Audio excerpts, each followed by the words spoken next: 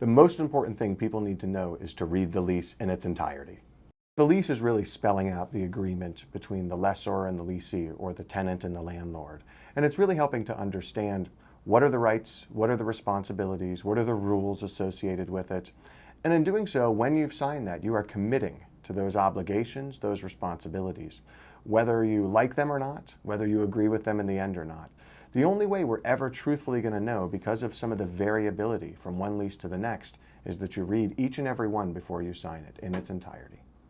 Most leases do automatically renew. It tends to be a clause. And in fact, what you'll see is within the language of the lease, it will specify to the tenant exactly how much notice you need to give if you're not planning to re-sign with that landlord.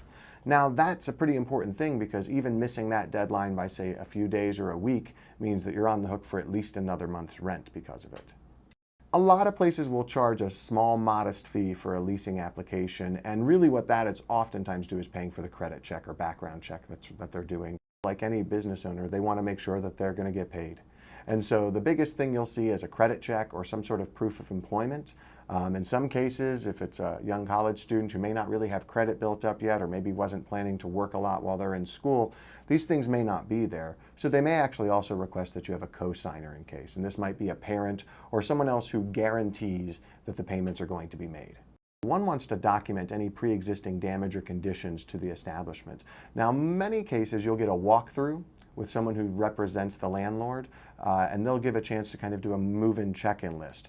You really want to pay close attention to that. Look for any nicks in the walls, look for whether or not there's any damage, if the toilet seat isn't quite working right, anything along those lines. You really want to note and make sure that everybody is signing off that we understand these things are done.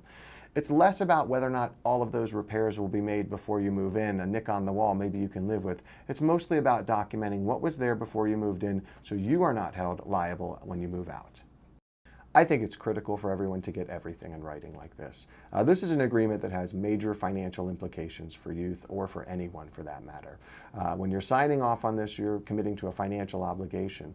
If they deem you being liable for damage done, whether or not you did it or not, they'll expect you to pay for that. If you don't pay for it, you could be sent to collections. These things can actually have long-term implications for us, even though we didn't do anything wrong, other than failing to document it and get it in writing before we signed off on it.